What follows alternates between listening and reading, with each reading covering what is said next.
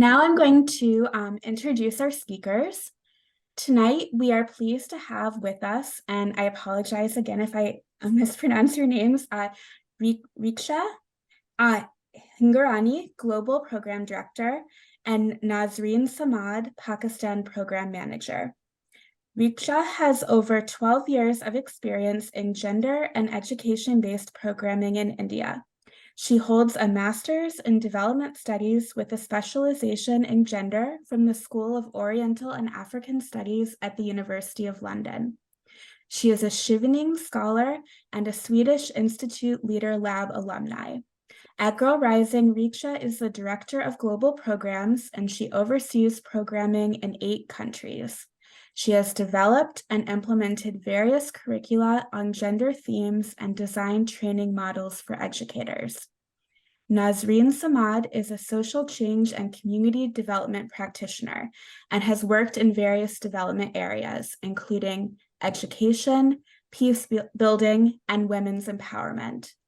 Her career started with a subsidiary company of Aga Khan Rural Support Program in the northern part of Pakistan, where she used storytelling and handicraft to economically empower local artisans. This experience sparked her curiosity and drive to understand the skills and tools necessary to effectively address community development issues.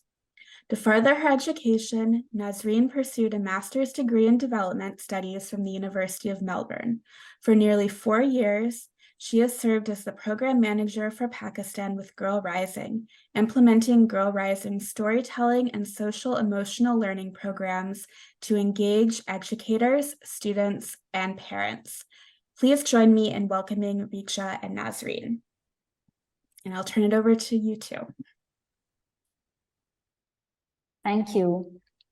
Hi, everybody. Good evening. I'm Richa, like Caitlin mentioned. I'm actually based in New Delhi, and it's about 5:43 a.m. here. So I might be a little soft, and if that is the case, please let me know, and will of course be louder. I will take you through a presentation that Nasreen and I have developed. I would love to, of course, speak to you through how Girl Rising came into being. As you may have already seen in the video, Nasreen was actually playing a video for the adolescent girls. Girl Rising actually started off as a film in 2013. And this film told stories of 9 girls from across the world, and these are all real stories. These stories actually narrate how difficult it can get for girls to seek an education and how they have overcome various barriers in their lives. Across the 9 stories, the barriers have something in common. They're often fueled by a mindset of the barrier of a mindset, sorry. And that is what we're also spotlighting within these stories, that oftentimes girls may not be, of course, able to go to school for various reasons, but it's often the mindset that actually solidifies whether or not they're able to access education. We released this film in 2013. We had some Hollywood celebrities and artists as well give their voices to each of these stories. These films have then actually been screened across the globe, including Pakistan, including India and the other countries where we work. From there, we started off, of course, as a film, but today we're a global nonprofit that reaches adolescents across 8 countries. What remains core to our focus is storytelling, is using media content. And our strategy is such that we actually create media content, films, and other resources that can spotlight girls who have overcome barriers, or spotlighting girls, adolescents, adolescent boys as well, educators, parents who have supported girls' education. We collaborate with local organizations across the world who help us actually implement the curricula that we would have created. And ultimately, we activate a movement for gender equity across the countries where we work. As of today, we have a reach of 5 million adolescents in 8 countries. We reach 200K educators and about 7,000 parents and caregivers. Our model is holistic. We try and affect the entire ecosystem that helps girls take a decision around girls' education. You would have also seen that we're present in countries like Ghana, Mexico, USA, Pakistan, of course, India, Kenya, Nigeria. And despite our work, we've also actually been, of course, around for a while now, and we saw that our work, the need for our work is actually deepening. And we've seen that even after COVID, there was a deep learning gap that continues to persist till date. And there are more than 11 million girls out of school, according to the World Economic Forum as of 2021. There are climate change related disasters that are impacting girls disproportionately. Because of climate change, a lot of girls will also miss their opportunity to seek their education or continue going to school. And a recent United Nations and World Economic Forum study actually also demonstrated a very disheartening trend of growing gender discrimination and bias, and how these have been deeply entrenched. Against all of this background, we actually have, of course, been shaping our programming for each of our countries accordingly. And now I'm actually happy to just introduce you to Nasreen, who's going to be taking us through the rest of the presentation. As was also mentioned in her introduction, she leads the project that we're currently implementing with Together Women Rise in Pakistan. And we'll, of course, be happy to take any questions at the end of the presentation. Thank you. Thank you. Thank you so much, Richa, for taking us through Girl Rising work in 11 countries. So I'm right now based in Karachi, Pakistan, and overseeing the project supported by Together Women Rise. So before delving into the Kavish project, which means the word means an effort, just wanted to give you a quick, basically the bleak state of education right now. So we have around 22.8 million children who are out of school, which is second highest in the world. And only 1 in 10 girls could complete their secondary education. So the challenge is because of access to education. I mean, there is issues with access, but at the same time, there are issues with the quality of education as well, which means that the students who are already enrolled in the schools, they are also facing challenges in terms of accessing the quality education. So in order to address some of these issues, we have co-designed this project with 6 government schools. And the goal, as already mentioned by the host and Richa, that we aim to empower girls and young women by providing adolescents, educators, parents, and community members, all of them the resources, training, and skills that could basically improve the education quality, remove some of the education barriers, and create new advocates for gender equity at the community level. So in this relations, we have a very inclusive model. We are where we are working with students, teachers, and with the management on regular basis. And to basically measure our work, we have a very holistic M&E in place where we monitor and evaluate the change in attitude as well. So we have our set outcomes, and if I can just quickly we can go through these outcomes for parents. So we believe that after being part of our program, parents are going to believe that boys and girls have equal rights to education, and they are going to learn about strategies to support their children's aspiration in a better way, and they are going to be equipped with knowledge around gender concepts. For teachers, we believe that we are going to enhance some gender equitable attitudes, gender responsive teaching approaches, and after being part of our program, they are going to enhance self-efficacy in terms of using these skills to bring the change that we want to see in community. And for adolescents, we believe that through this program, they are going to have better voice, agency, and improve in gender equitable attitudes. So total reach right now for year 1 is 515. in terms of reaching out to adolescents, parents, and community and teachers. And for next year, it's going to be 315. And then these trained teachers, students, and parents are going to reach out to further in their community. And for this year, we are going to reach out to 590 adolescents, parents, and teachers through indirect activities. And for next year, it's going to be 790. So the first part was our curriculum design, where we spent a lot of our time and energies. Basically, we wanted to contextualize the GR curriculum for Pakistan, especially for Sindh, which is in south of Pakistan. So right now we have 16 sessions, one session per week, and it takes around 4 months to complete these sessions with the students. And weekly attendance is mandatory, and we try to ensure that students attend all of these sessions. And the themes that we have included in our curriculum includes dreams and setting goals, self-awareness. We have particular attention towards understanding one's emotions, and we have various mindfulness exercises as part of these sessions. And then this time, in-depth discussion around gender and right to education, and significance of mentors and support system for basically achieving their dreams, and then understanding the concept of failure. Specifically, we are giving a lot of attention to physical health and menstrual health, health and hygiene for girls. So we are already through fourth session. So now next week, students are starting off with their fifth session.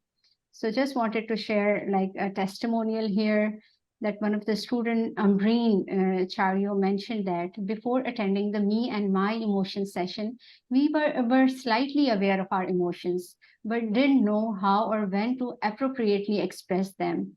After the session, I realized that no emotion is inherently bad, and I learned how to express and manage my emotions. Similarly, we have another student, Bakhtavar. She also mentioned that upon watching Ruxana's film, who is one of our protagonists, I experienced a sense of sadness because my father was not around to support me to pursue my dreams. However, with discussion and other activities, I realized that we should not only rely on parents or siblings to fulfill our dreams. Sometimes the encouragement and support of teachers, friends, loved ones, and mentors can play a significant role in helping us achieve our aspirations. So this is one of the part of our M&E that our team, Kavish team, who are on ground, they do visit the classrooms every morning or during the day to just have a chat with students and to get their feedback on the sessions. And they further support the educators in terms of giving admin support or mentoring to better implement the sessions. So this photo shows our 3 days training session, which was conducted back in June, where we are doing one of our activity from the curriculum on child rights. So basically with teachers, we have a very continuous engagement. We started off with an orientation session where we explained the program and asked teachers to volunteer and show their interest if they would like to be the part of the program. And once they registered in the second stage, we conducted a 3 days training, and we are continuously giving in-service support to the educators as well. Throughout the implementation, they are getting online support, ongoing training as well. For instance, by the end of this month, I'm going to conduct a refresher again, so that we can discuss the issues they are facing or other resources if they need in the process. And once we are done with the implementation, then selected number of educators will be trained as a master trainers who would further train other educators from nearby government schools. And I'm very happy to share that recently our team conducted a session in another government school who were not part of our proposed schools, basically. And this happened because they heard about this program and they requested the management if similar program could be implemented in their school as well. So during the process of working in communities, we have learned that engagement of senior management is crucial. So this photo is from an activity we conducted back in January to take all the senior management on board regarding the program. So we did a vision exercise as well, where we basically asked the headmasters and headmistresses to share their vision for their schools or the things they would like to change in the community. And we realized that there were issues of absenteeism, dropout, and early child marriages in the community as well. So this program was really helping them out in addressing those issues at some extent. So we have seen that after that, HMs have been very cooperative in terms of supporting us in reaching out to communities, in implementing the curriculum on weekly basis. And this has been a great help. One of the very interesting component of our Kavish project is engagement, parent engagement. So basically, in addition to working on curriculum for students, we also developed parent engagement guides to basically engage parents throughout this project cycle. And we have 6 sessions in total, and they all are activity-based sessions. Right now, we are working with 13 groups of parents. So around 8 groups of mothers group and 5 groups of fathers group, where we encourage parent-to-parent learning as well. And in later phase, we are going to do various activities where we will basically give them an opportunity to interact with adolescents in the school environment as well. So far, our key learnings from parent engagement component has been that parents should be taken as gender equality partners, and the content should be contextualized. And I'm going to give few examples of this in my next slide. Yeah, And then I'm muted. How was it? Engagement of school senior management is crucial to ensure parent engagement in the schools, and then accommodating parent schedules. So most of the parents in the communities we are working are daily wages. So in this relation, we always have to accommodate their timings as well. So most of the fathers session are happening in community in the evening time, while mothers usually visit school in the morning times. And another learning is that we should have male and female officers on ground so that we can better engage mothers and fathers group as so that they are comfortable sharing their issues with the family. So while developing the guides and parent engagement sessions, we basically try to address the issues which are happening on ground. So for instance, after working with students, we realized that a lot of students come to us and, just tell me that, we love doing exercises on goal setting and we have so many dreams. But once we go home and we share these things with our parents, we often do not get encouragement. So in order to solve that issue, we ensured that, we should have content related to significance of education, role of parents in supporting children in their dreams, and communication strategies to bridge the gap between parents and children.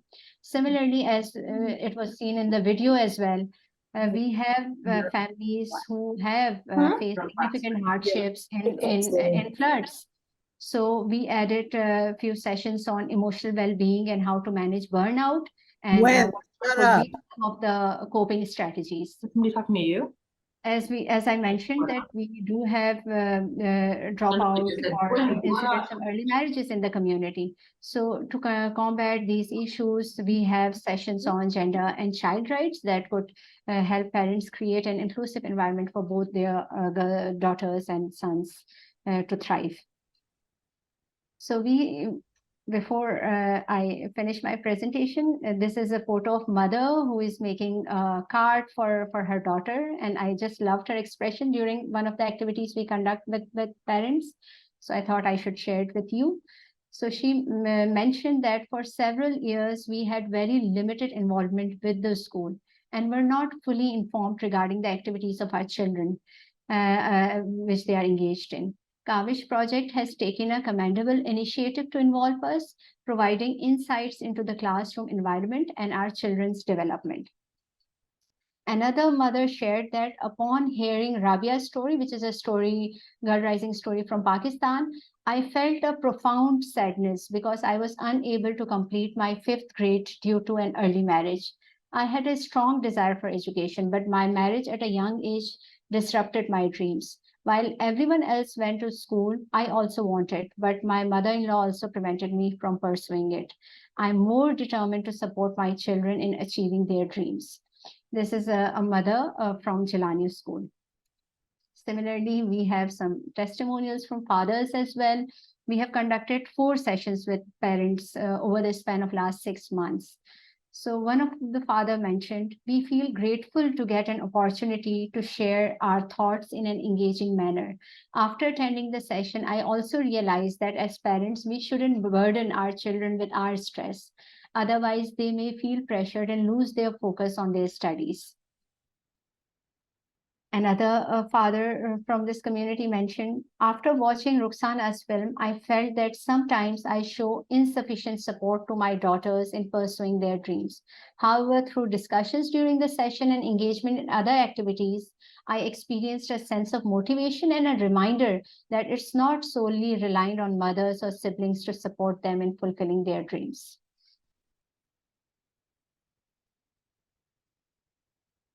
So in the next phase of this project, once children are done with 16 sessions in the classrooms, parents complete their parent engagement sessions within their communities, and teachers are done implementing the sessions, we are going to have more community engagement. So we are in the process of already selecting girl icons from the students we are working with right now. They are going to be trained on community engagement guides, which we are going to develop soon. And then these young girls are going to impart session with younger students in primary classes or within their community regarding how to understand emotions and how to regulate it. Or so the basic purpose is to train them as leaders in their community, who have better voice and agency in terms of facilitating positive change from very young age, and have a meaningful life in future as well. Similarly, mothers and fathers are seen as gender equality partners. So we are going to do the same exercise. Selected number of mothers and fathers are going to be given opportunity to conduct similar kind of sessions within their communities in local language. And teachers, as master trainers, as I mentioned previously, we would like to take this model to other schools in the same vicinity or in the same district. So for that, selected numbers of teachers are going to be trained as master trainers, and they are going to basically train other educators in their district. So that is all from my end. This is an effort, a Kavish, to basically give equal access and equal opportunities for girls in Pakistan. Thank you.